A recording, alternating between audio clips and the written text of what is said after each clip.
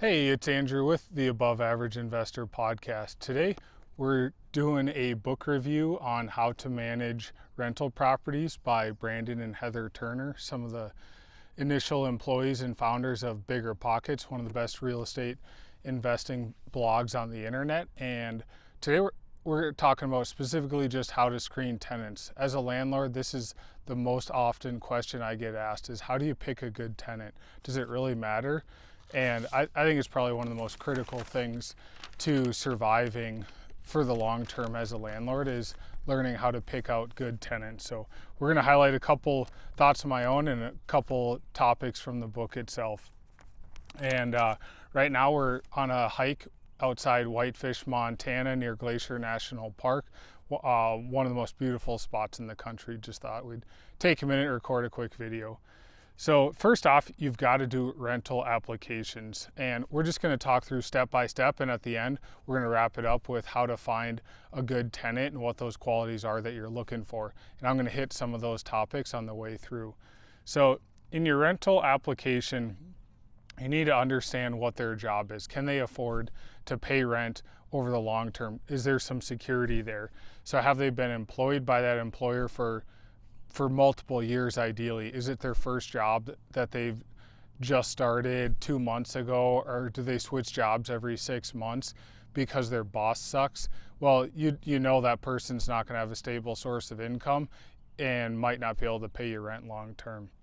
Have they gotten promoted? Do they have a sense of responsibility to their job? Because then that sense of responsibility will likely transfer over to your rental property. So ask them about their boss.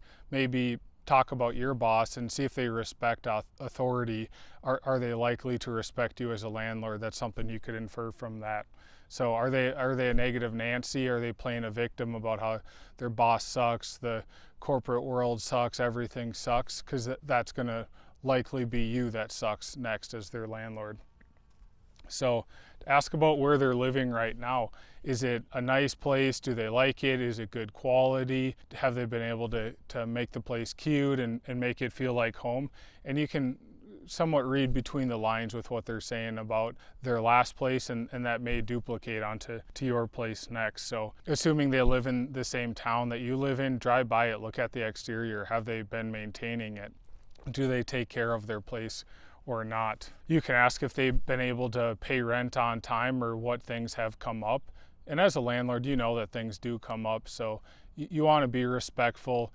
You want to be fair, but you also need to stay in business, and to do that, you've got to pay your mortgage with the rent coming in. You understand that medical bills too come up, but if they have a $1,000 truck payment and they can't pay rent because they just put a lift kit and $2,000 rims on their truck, well, likely you're going to be shorted next as the landlord. So just look for a sense of general maturity, and that has nothing to do with age. I know immature 50-year-olds and I know really mature 20-year-olds that I've rented to.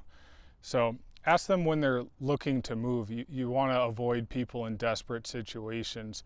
Try to find somebody that's got some foresight, that's looking ahead in their life and trying to just find a house that's a better fit maybe for them, something like that. So of course we always do background checks and credit checks. On background checks, you want to make sure that they have no evictions for any reason. They're automatically disqualified. You want to look for violent crimes, sexual crimes, stuff like that. I rent to some single mothers. There's no way I'd put some nasty person in next to them. I just couldn't sleep at night with that worry. So with credit checks, I look for typically about a credit score of 600 or 650 and above. Again, looking for no evictions, ideally no vehicle repossessions, student loans, medical loans. Those I understand, and they're pretty common in today's day and age. But when someone's got a $20 an hour job and they have 10 grand on their credit card, you know that may not be paid off for many, many years, so they may struggle to pay rent on time there. So you want to look at their overall debt to income ratio. You want to look at how many late payments they've had. Ask them about smoking. We allow generally no smoking. I do have some inherited tenants that smoke, and it can be a challenge to get them to close the front door when they're smoking on the front step, things like that. And it's just a hassle you don't want to deal with. I've cleaned a fair amount of smoke damage in my rentals, and it's disgusting, dirty work, and just gross, and can be very expensive if you hire that out. Pets, you want to ask about pets, and if their immediate answer is to talk about how it's an emotional support animal and you can't deny them because of that, you just know that defensiveness trait of theirs and that their ability to try to snake around the rules, that's going to apply to every other rule that you have at your place. You want to avoid those people like the plague. If they say they don't have pets, but they've got a dog barking in the back of their truck, they look like they've cuddled the dog all last night and they're just covered in dog hair, well, you know that person probably has a dog. So just some things there. Really, it's not rocket science, folks. Also, think about the questions they ask. Are they asking, a sense of desperation? Or are they asking just things to understand clarity? Are they asking for ways to weasel around the rules and regulations of your property? Are they trying to avoid the security deposit? They want to move in, but they can't pay the first month's rent till the second month. Things like that. It seemingly is obvious on how to answer those things, but we definitely take things on a case-by-case basis. So what makes a great tenant? And first is that ability to pay rent. So what we do is income has to be 3 times the monthly rent. Your credit score has to be at least a 600.